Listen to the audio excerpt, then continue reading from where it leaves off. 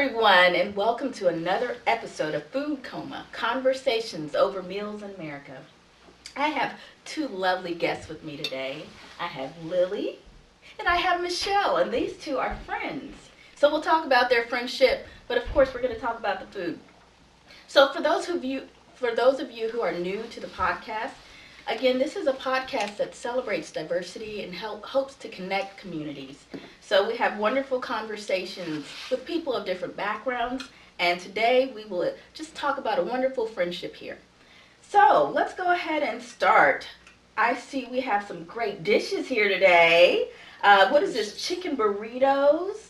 And then we have some Colombian street food. Yes. So this is exciting, of course. And then I have a side dish of myself. This is a simple Brussels sprout bake, so we'll talk about that in just a little bit. But let's first start with this wonderful dish. Do you want to start, Lily, with your Colombian street food? Yes, of course. And again, thanks for having me. The food that I brought today is what we actually first heard it referred to as street food here in America. Oh, okay. But in Colombia, it's just a picada. So it literally translates to chopped up. And basically what it is your traditional sampler appetizer. So it's kind of pre-dinner food, even though usually that's just all you eat. Right. But it's a sampling of different chickens and sausages usually, and you can have empanadas, which are like fritters.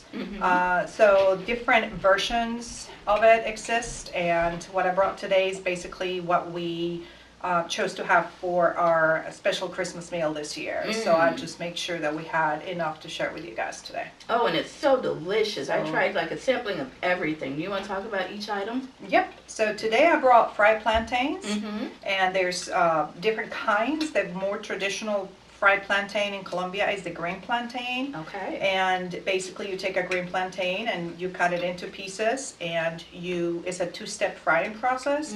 So, and different people do it different ways. So you can soak them in salt water, and then you have to let them dry long enough, and then you have to let the water sort of evaporate a little bit. You can't fry them if they're wet. So that takes kind of a bit of time. The way we did them this time is we just basically peel them, we squish them, and cut them into pieces, squish them, fry them once, then you take them out and you squish them again and you fry them again. So it's like a double fried plantain, and when it comes out just like a French fry, you salt it. So the ones that you guys are having today, I think you're having a ripe one because it's more yellow orangey, and you're having a green one because it's got more of a white to it. I like them both, but they have very different tastes. So one is more of a salty French fry, and the other one is more of a sweet jam or yam, more of a sweet potato flavor to it. But they're just different, but it's the same plantain, just in different stages of ripeness. Right. I love the crunch. That's my favorite part. That's why I wanted to make sure we warm them enough that, when they're fresh out of the fryer, they're really good. Right. But they make really good leftovers as well. If you crunch them up in the oven, they taste really good too. Yeah. I also brought some chicken empanadas. So the chicken empanadas, you cook the chicken. There are different ways to do it. The way that I love to do it is I cook it with the salsa. So I've got the tomatoes, the onions, the garlic, the different seasonings. We use a lot of cumin and thyme in Colombian cooking. And you cook it kind of like you would if you wanted to make shredded chicken for a dish. Oh, I see. Like a chicken buffalo dip that you would make. You cook it and you shred it. Yeah. So we cook it with the spices, then we shred it. And then we use that as the stuffing for the dough. Oh, so you make a circle. Dough? Yep, this is, I cheat. I go to the to the Latin American store and I buy the dough powder. And then you add the water, and I add salt to it. You mix it, kind of like you would a cake. It's like a cake mix, right? You've got the dry ingredients, and you add the moisture, and then I add salt to it. And then you end up with a dough, and you just, like a pie crust, you roll it out, and then you cut circles, and then you take the circle and you make your little fritter with it. Fold it in half, stuffed with whatever. These are chicken, but you can make them with cheese. You can make them with just like vegetables and potatoes. Sometimes people put egg in it. You can make them just with beef or just with shredded pork, carnitas kind of. So these are chicken. You can eat them different ways. I like them like this, just plain. Yeah. Sometimes people put like spicy sauce, like a picante sauce on it. Right. Thing. This looks like cheese is The in there. arepa. Okay, so the arepa is this is a white corn and cheese. It's like a tortilla. Okay. So it's basically a thick tortilla Okay. that's made out of corn, not flour. Mm-hmm. In Colombia, they're very traditional. You have to have an arepa with your dish. Like it's not a meal if you don't have rice and an arepa on it. Oh, so it's a requirement. Yeah. Yeah. It's delicious. And we eat them a number of different ways. So this is one of my favorites. These are my mom's arepas, and Okay. she makes them from scratch. So she like buys the corn and soaks the corn, and then she cooks it in the pressure cooker to get it all nice and cooked through. Wow. And then she grinds it, that's and a then long she makes process. the dough. Then she seasons it. Then she adds the shredded cheese, and then she forms them, and then she cooks them. Wow. So thank you, Mamita. How long does it take to do that? I mean, if she's making arepas, that's her day. Like that's her whole day, and she Wow. leaves them in water. She leaves the corn in water the day before. So it's a long So process. yeah, it's A labor of love. I just she makes them and I freeze them and I put them in the toaster oven like a frozen waffle. I put it in there and I pop it in there and And they they turn come out out really good. delicious. Yep. Oh my goodness. And then of course So, you can't forget the this. tamal. The So tamales. the tamal is basically these are wheat dough. You can also make them with white corn Okay. dough or with yellow corn dough. And it's basically vegetables, and in this case it has meats in it. It's got peppers, and you season and cook the meat in the dough, but you then put it inside. You cook the inside, the sort of the filling of Right. it. Then you put it in the dough, and then you wrap it in corn husk, dry corn husks, and you Right. have to tie them really tight so the water doesn't get in them. And then they're cooked in a, what is it called, like a double boiler, like a steam process. Interesting. So you put water at the bottom of your pan, then you put another pan inside your pan, and then you put your tamales in there. Oh wow. And then they cook for quite a while. Mm-hmm. And then they're just kind of ready to go, and this morning I had one for breakfast. I just popped it in the microwave, warmed it up, and it was ready to go. Yeah. But it's so a good. really good way to feed a lot of people. You can make a lot of them and make them ahead. This is also delicious. Thank you so much for bringing this. Oh, you're welcome. And Michelle, your burrito's awesome. Thank you. You want to talk about it? Sure. So burrito, I'd say Mexican's one of my favorite foods, and I would say definitely chicken burritos are probably one of my favorite Mexican foods to get, especially when I go out or even making it at home. This specific dish, you take your chicken and you use the crock pot to cook it. So you do like a little bit of chicken broth. I always like to use fresh spices, so I use fresh garlic, a little cilantro. I put a little bit of garlic salt and some chili powder and some paprika. And so I like to put some spices in when I'm cooking my chicken. And then some green chili peppers. I put that in there too. And then I take it out and shred it. And I put a little bit of the chicken broth back in with some cream cheese. And then put that back in there and heat it back up and kind of get it so it's hot again.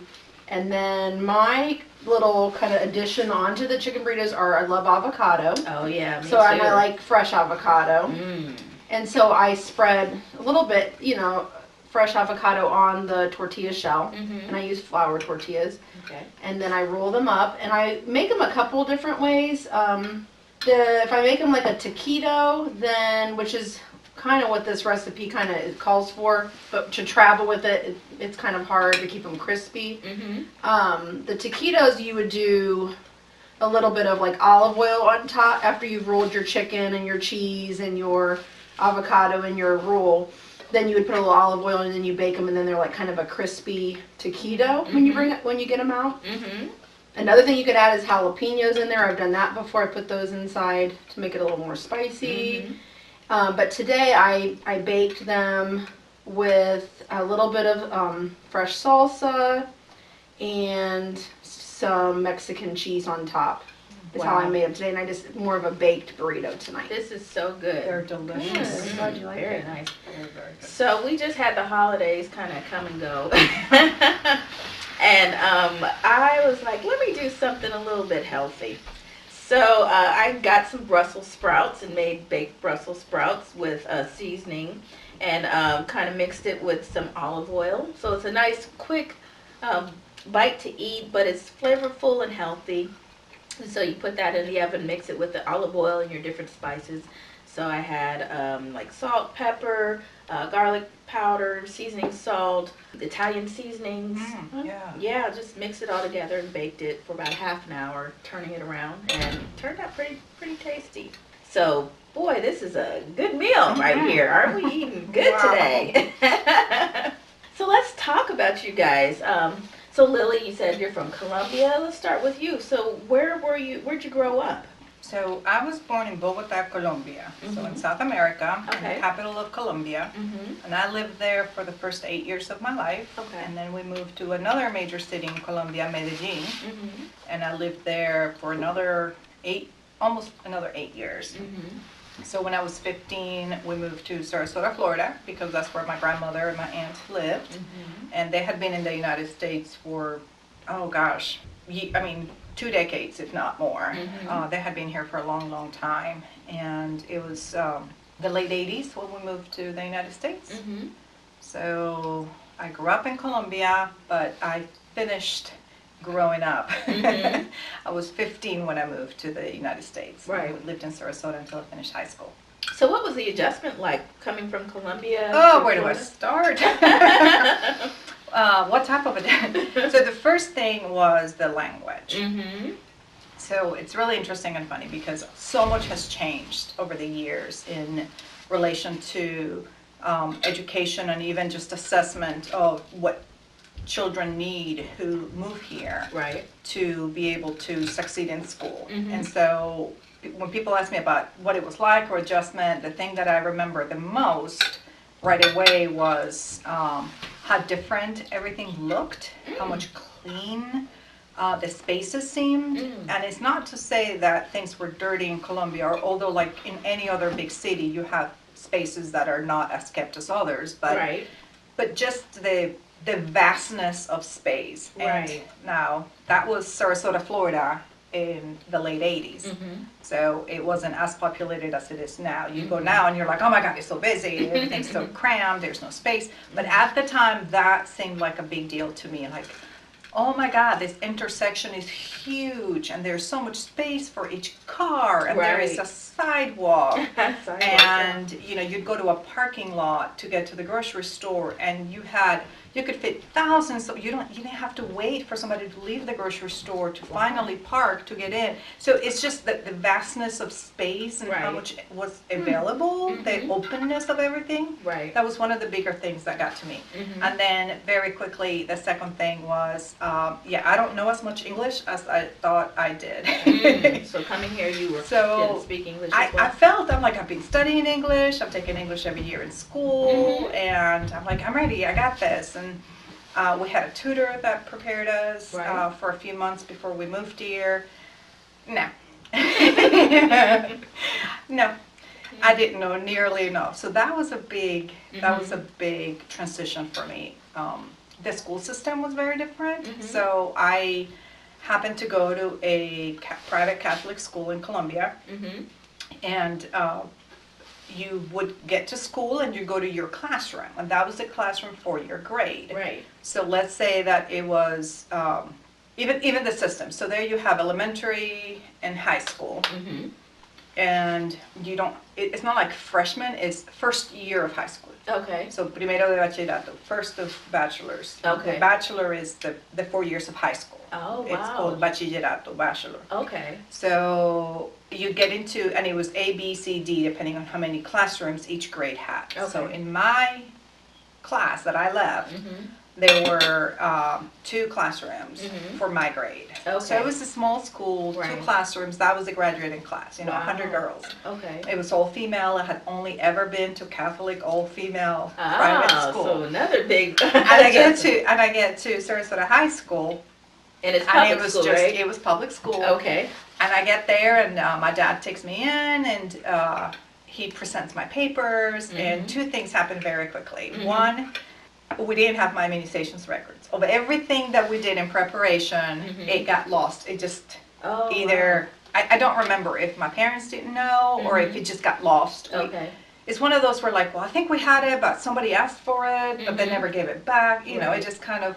So I'm at the school and they're like, yeah, well, you need to come back tomorrow because you have to go to the public health department and get your shots. Without a record of having your vaccinations, you can't go to school. Right. So my sister and I had to go to the public health department and get all of our shots that we were supposed to have up until that age all in one day. Oh my gosh. I know you were we did. And we had already had all of our shots. You had but we duplicate had shots. to do them all, or we couldn't go to school. Right. You know, it would have been like a 6-month deal to get the papers back from Colombia to present here. So. Yeah. So there was that, the vaccination. So we go back, we got our vaccination records, we're ready to go in. And so they needed to know what grade to put me in or like where to place me. And so the guidance counselor gave me a newspaper and told me to read. Okay. Well, I read it and then he proceeded to put me in the same grade I had just finished. Oh no. So I had to redo what was equivalent to 10th grade. Oh wow. So I guess my English wasn't very good. So he judged it based off the newspaper reading because of your English. He's like, I think her best placement is to do 10th grade again. She'll learn English, she'll figure out the system, and then she can, once she's up to par with her English, she'll pick up academically where she was. I'm like, okay. I know you're not happy about that. At the time I wasn't happy. Looking back and with what I know now, there are many more pragmatic ways to do that today, to assess skills. And, but at the time, in a city that didn't have that many immigrants to begin with back then, it worked out fine. And because of my birth, I graduated when I should have with the class I would have if I'd been born here. Oh, I see. So it you worked were out already fine. ahead when you were in Colombia. Yes, but nobody told me this. Ah. They just said you're going back a year. I'm like, okay, great, nice start. How did the kids treat you? You know, coming. Different? Yeah, I was gonna say coming from Colombia, not speaking English as well. How were you treated? I have to say, I don't think I ever felt not welcomed. Okay. I just felt like I didn't click with anyone, if that makes sense. Like they're like, okay, there you are, hi, hello, and they were nice, but we couldn't really communicate. Okay. I think on a couple of rare occasions, people were right out mean, but those were the outliers, and I think that would have happened if I spoke English or not, just being a new kid. So I don't see that as a bad thing. And they paired me up with, I think there were like 5 Latino students at the time. They paired me up with someone in my grade. They're like, okay, here, follow Mario, and he's going to be your guide. And so I just went everywhere he went, and I did everything he did. Did he speak English well? And he was born here. Oh, okay. But he also spoke Spanish because his family was from Guatemala. So he just kind of told me what to do, where to go, what not to do, who not to talk to, who I could talk. And, he took me into his group of friends. Okay. So I became friends with that group, and it was fine. Okay. It was a slow process. Right. I couldn't understand the announcements in the morning. Oh, yeah. Like, then the first bell, yeah. they do the announcements, and they tell you what's happening. I had no idea what was ever happening because I couldn't understand it. It was too fast. And so how did you actually pick up English? What was your process? I had to go to the local vocational school to an ESL program. Okay. So my parents would take me there in the morning at the beginning of the day. And then I was there for like 3 or 4 hours. And then the bus would come and take me back to my high school. Okay. And I did that from April until August. Okay. So there was some summer school involved in there. I think 1 or 2 classes I had to do summer school for. I can't remember exactly, but I spent a lot of time that summer at the vocational school taking English classes. So by the time the next school year began, I was graduated out of ESL and in regular classes, which everybody tells me that was like a record. Oh, look at that! I was good at super smart. I was good at picking it up. I got lucky. I had some skill for it, and it was fine. But I had a lot of other people who got there about the same time I did, and I know they were not close to graduating when I left the vocational school. So I know it depends on the person. Right. My sister, for example, it took her significantly longer, and she's 5 years younger. And everybody said the younger you are, the quicker you pick it up. Right. So it's just the personality, how you deal with the change, who you are, and how you, I guess, whatever part you can do, you do at the time of the transition. So yeah. Did other people in your household speak English? my dad speaks English and French, and he did before we got here. So that was a huge help. Okay. And then of course my aunt and my grandmother already spoke English. Okay, so that's good. People in your household was able to speak with you, which helped you learn better. Yep. Awesome. All right. Well, Michelle, how are you? Very good. So let's hear about you. Tell us about how you grew up. What was it like? What was your childhood like? So I grew up in Kettering, Ohio, which is Mhm. just south of Dayton, suburb of Dayton, Mhm. and youngest of 4 children. And I guess probably the most significant thing about my childhood was being 16 years younger than my sister, and 15 to around 15 years and 13 years younger than my brother. So they were all significantly older. Wow. So I was raised kind of like an only child in some ways, because They were all gone growing up. I mean, the one that was 13 when I was born, he was there for a little, a time, but in general, I would say I definitely felt, like that only child at times. So, but still had the big family atmosphere because, they would, big family holidays and grandparents and cousins. And so, yeah, I mean, still always felt like had the big family, just knowing my age. Right. Yeah. Yeah, I always missed that. I always was jealous of the friends at school that had the sister or the brother that was like close to their age. I always wanted, a brother or sister my age to play with and that kind of thing. So were you pretty social because you were feeling like the only child, wanted to get to know people and meet a lot of friends? Yeah, I definitely think I was always social, and my parents, with being the youngest, we were always kind of on the go and going to my brothers and sisters' track meets and soccer games and gymnastics, and so I was always out and about seeing people, and my parents had a lot of parties. My parents were very social, so they were always, had card club, or they had all kinds. In the summertime, they would have like cookouts, and we would have extended family over, and I just remember a lot of social outings or social gatherings related to my childhood. Yeah. It was a very very busy, fun, family centric. That's awesome. Yeah, and food was a very central thing in my home. Like, my mom made everything from scratch. She didn't use any box mixes, and we always had a home cooked meal every night for dinner. We would go out to dinner a lot, like on Friday nights. To like a steak restaurant, or my dad loved steak and ribs. And, oh yeah. So like we would always kid, like my youngest brother and I, especially my mom and my dad, like we would be like, oh, what are we gonna do for dinner tonight? Like we would like get excited about like where we were gonna go eat at, or when we were on vacation, where we were gonna what we were gonna have to eat, or it's always been like a enjoyment. Yes, that's why I like to do that brings us together. That's why I like to do this, because food brings people together, just like you does, said. yeah. And people are like, they're easily open when it comes to conversation, when we're eating and talking and drinking, having a good time. So, speaking of your childhood, I noticed that you have a wide variety of friends with different backgrounds. Is that part of like where you grew up in Kettering? Was there a lot of diversity there, or what was it like at your high school? It actually was not very diverse at all. I would say at the time it's very different now where I went, because I went to Fairmont. But there was maybe a handful of minority students. We did have a couple of people that came that were like exchange students, and I remember like a couple from Germany and that type of thing. But in general, it was just mostly Caucasian students. So I really actually did not, and honestly, even thinking back to my friends in high school, they were all Caucasian, but that was all the people that I was around. Right. So then what was your experience where you got a chance to meet people with different backgrounds?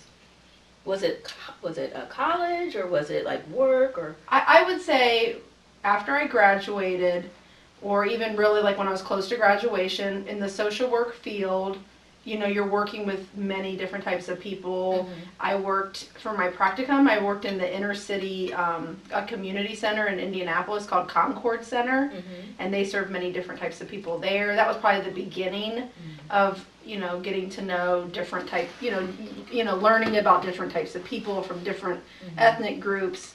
It then went further when I moved back to Ohio. I got a job where I went and gave presentations at centers. So I would be down at the Department of Job and Family Services. I would be at Children's Services. I would be at just places where I would see patients. I would help organize health fairs. So when you're in Dayton, downtown Dayton at the job center, which is one of the places I work, there's people from many different again, backgrounds coming through. And so I really started to get to know a lot of, and people that I even worked with at that point, many different, coming from that kind of a field, there's many different types of people with different backgrounds. And I've, since that time, and we're talking 19 years ago, almost 20, I graduated almost 20 years ago in June. I embrace learning about other people. I love to learn about other people. I think we all have a story. Right. I think no matter where you're from, we all have the same common denominator. And we all just want to be loved. And I just, I feel like there's a bigger picture out there. And Right. so I just kind of, and another part of that is I do have a lot of friends that are from many different places. Yeah. And that's not really on purpose. I don't know if I just like... You're friendly. Yeah. You're like, hey! Yeah. I mean, but I just love learning about different people and what's unique about them. I think that's awesome. And I think people appreciate that because, I mean, if you're sometimes the only minority in a room, you don't know who's friendly, who's not. You just, like for me, that happens a lot. I might be the only minority in a room, but I just come in as myself, happy and smiling, and just say, hey, how are you? And just present myself in an open manner. And then you never know what comes back to you. You get a lot of openness when you're open. Yeah. So it sounds like you do the same. You are someone who's open to learning about other people, and then from that point perspective, they're reciprocating and they're wanting to share with you. And so maybe that's how your friendships come about. People are like, oh, you're interested in learning where I'm from? Oh, I'll share. So that's pretty cool. So let's talk about how you two met. So what's the story there? We were trying to kind of pinpoint to when we actually met. And in all honesty, both our boys play on the same soccer team. Okay. And so that's the first time we met, was probably like the first gathering that all the kids came together. Soccer is, very, it's a sport that you're involved in, every day.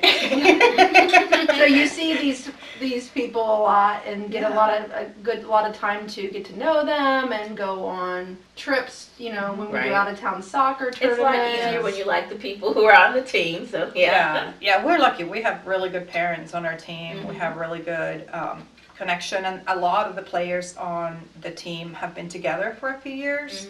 I think Carson and Jack have been playing together 4 years now. 3 years. I think 3. Yeah. 3 years. This is the third year. Yeah. Yeah. So that's what brought us together. Right. I think that just happened to be the circumstance. I mean, we're lucky our kids like each other and they get along and they want to be together. So it adds that ease to it, as opposed to your kids may be on the same team, but they don't click, or they don't want to spend time together outside of the activity. So, it's harder to find time because we're always so busy, but I think that's part of what made it easier to become friends. But I actually, if I may, I had a different answer for why she has diverse friends. You said that she's open to learning about other people. And one of the things that I found really interesting is that with Michelle, I never felt like, well, here's my Colombian friend or my Latina friend. Let's talk, and she's very welcoming to who I am as a person and where I came from. But part of what drew me to her is that she just wanted to be friends with Lily. Yay! It didn't matter where I was from or that I had great. an accent or Very true. she just wanted to be friends with me. Whereas, a lot of other people do see you as their Colombian friend or their Latino friend. I just want to be your friend. They categorize. Exactly. I don't want to check a box. I don't want to be your friend for when she just saw me for me, not where I'm from. Right. So that's one of the things that I love about her. And don't get me wrong, I have lots of friends who we do become friends because they're interested in who I am and my background, and they don't judge and they're open to it. So that's also a really good thing. But I think that's part of when you say, well, she has a very diverse group of friends. I'm like, I think it's because she just sees people as people, not as where they're from. Yeah, that's a good way to put it. That was one, and I think I've said that before. I don't see people I don't spend very much time at all thinking about, well, this person looks different than this. That really It's not. It's you. When I think of Cynthia, I think of her beautiful smile. I mean, I don't know. I just think about the specific person. They are as a person. Yeah. I don't. Yeah. That really. I don't think very much about that at all. That's Yeah. not even. And you know, I shouldn't. I don't want to say the word important because it is important. It is important where Yeah. people come from. But as far as like You see diversifying Yeah. people, you know, Yeah, it's I think just- we have a lot of personality things that we have in common, and we parent very similarly, and so things. It was easy. It Right. was an easy friendship. Yeah. It just kind of happened, you know. Yeah. Like I don't know. I yelled at Jack for something, and she's like, "Oh, I'm so glad that you pay attention to that stuff." I'm like, "Yes, the little things. That's where it all goes south. Is when you let the little things go." Exactly. So she Yeah. related to you as a person, as a Yeah, parent, as yeah. a soccer Yeah. mom. Yeah, we and it like, grew we both from like to there. have fun. Oh, Yes, yeah. we I think that's probably number one. If someone Yeah. likes to have fun, Oh, I'm yeah. like, hey, let's You're get like, together. Yeah. You like to dance? I like to dance. Yes. We're going to be friends. Yeah, we both like to dance. We are pretty partial to happy hours. Yes, that's great. Yeah. Yeah. So you said you guys have been friends for like 3 or 4 years now? I think 3 years. Yeah. Yeah, that's awesome. Yeah. So, I mean, do you have any stories as far as anything you guys have done together where, I don't know, it's either opened your eyes or any fun experiences that you guys have shared? I'm trying to think. Okay, so we were at a tournament. Uh-huh. So we're out of town, and I don't remember. You probably remember exactly what.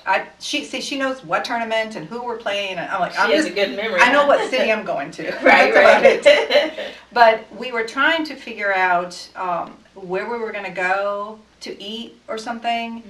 We were trying to figure out, like, what are we doing? Like, it's whatever time, the kids are going to be hungry, you know. And Michelle just said, she's like, okay, we're just going to bring takeout and sit here, and we're all just going to hang out. And she just, boom, boom, boom, she just kind of organized, this is what we're doing, so we Right. can all be together. And I remember you brought a boom box. Uh-oh.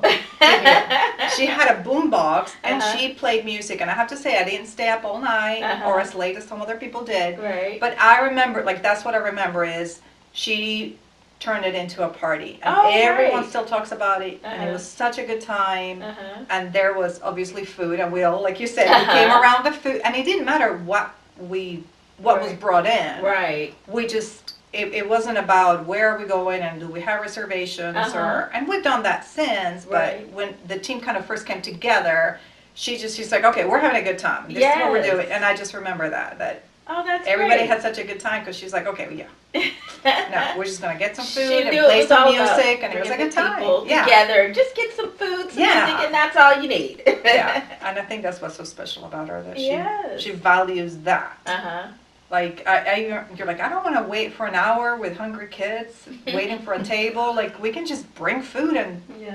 sit here and be together. And Right. that's exactly what we did. It was a good time. Oh, that's great. Michelle, you have any stories you want to share? Anything? Any experiences that you've learned from Lily? I mean, we talked about her background, and I mean, there could have been anything that you didn't realize about Colombia, or I mean, just her. She's showed me lots of pictures, and I did not really know what like the countryside looked like. And she went on a big Colombian trip with her family. Yeah. That's probably something that I, when she was showing me her pictures of when she took her family there and how important that was to her. right?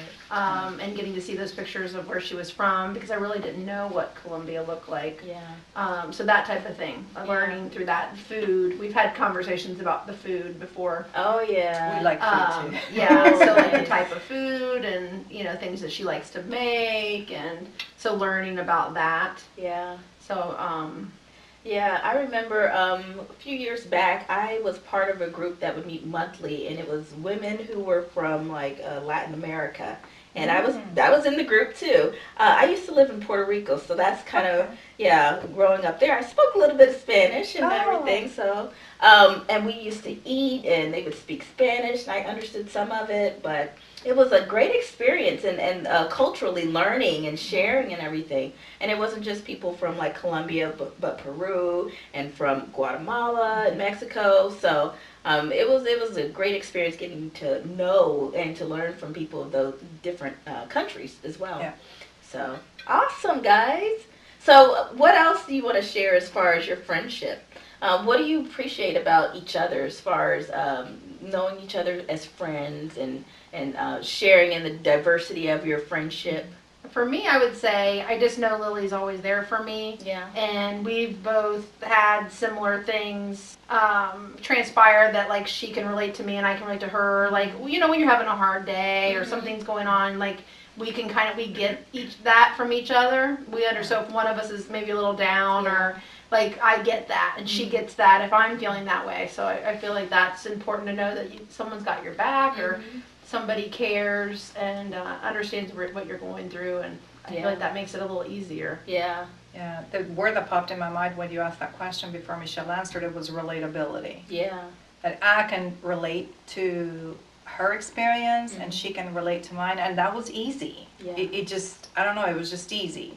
I think we have a lot of shared values, and we both have had experiences that, even though they're different experiences at different times with different people, it's a similar type of experience. So we both, like you said, I can relate to what she's going through or whatnot. But she's just there. I mean, I get busy, we all get busy, and we can go 2 weeks to where, I didn't take to soccer, she didn't, whatever. We were like, our spouses or something, so we didn't get to see each other at practice before or after.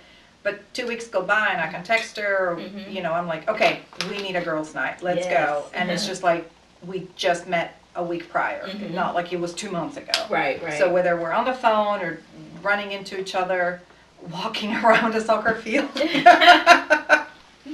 We've done that a few times where we just walk around the soccer field when practice. She does more walking than I do. But, but yeah, I can trust her and depend on her, and she's there, and I know that she has my best interest at heart, like I do hers. I know I have that from her. Right. So it's easy to be friends because I believe her and I trust her, and I can confide in her. Yeah. And that's hard to come by. Yeah. That's very hard to come by. Yeah, I think the key takeaway from this friendship is being open to seeing people as people. Yes. And anybody can be your friend. And I know sometimes people are face value. They don't, they see what's on the outside before looking what's on the inside. And I like what we just shared about Michelle, all this wonderful things about she's just like, I just like people, and I see you as people, and I think that if a lot of people had that mindset, is just look at your person next to you. They could look different from you, but they are so much more similar than they are different from you. Oh yeah. I mean, you said earlier that you have always kind of been drawn to issues around culture and diversity. Right. And I think that sometimes when we talk about diversity, it is very important to acknowledge how we all have different backgrounds and different experiences. But I think at the end of the day, I mean, I myself have been, in my work and teaching and my professional and life experience, I've had a lot of opportunities to do workshops and talk about diversity and, sort of do values clarification and all of these different things that you do when you're trying to get groups of people to talk about diversity. And I think what I always end up with, what I always sort of say at the end is, we have so many more similarities than differences, that when we start and we live through identifying how we're different, we miss all the things that we have that are similar. Right. At the end of the day, we're all, male or female, or see ourselves as a woman or as a man, but we also see ourselves as a parent, as a brother, a sister, a daughter, mother, all of these different things. And we all, like you said, we all just want to be loved. We all want to be a part of what's going on. We all want to be included in our community. We're all protective of our communities, whatever that community looks like. So I think a lot of the times that's where we miss, what is it?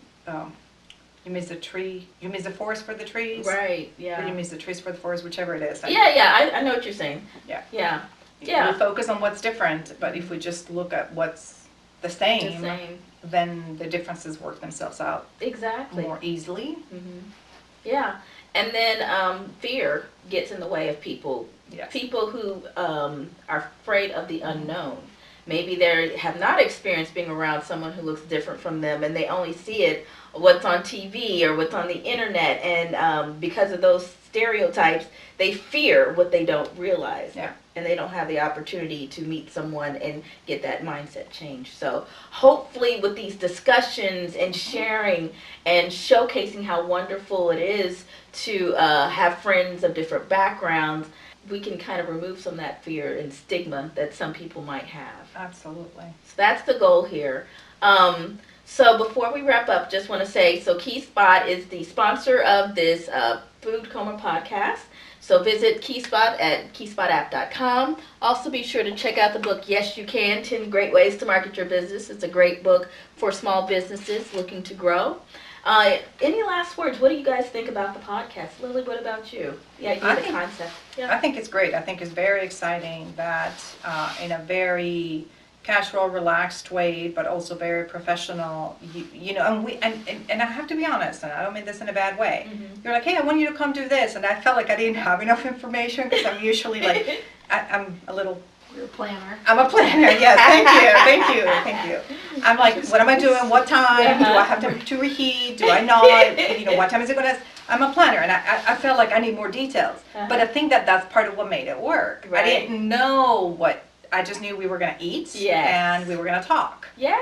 And I knew I liked you both. I'm like, okay, let's go. Yes, that's the idea. Just come on over. But I think that's what makes it genuine, and I think that's what makes it valuable. Because you can't plan for this stuff. You can have a There's guideline. no script here. Yes, yeah. There's no questions listed.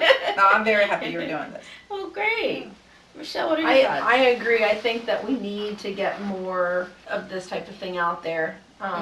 Just education about, just being more open to people that are not like yourself, and just getting more love out in the world. Exactly. That's what we're trying to do, is Absolutely. just spread some love. Yeah. Connect people together. There's more similarities than differences, and there's no need to fear. Don't Absolutely. fear each other. So hopefully from this discussion, those of you who are listening can spread the word and invite other people to come to listen to Food Coma, Conversations Over Meals in America.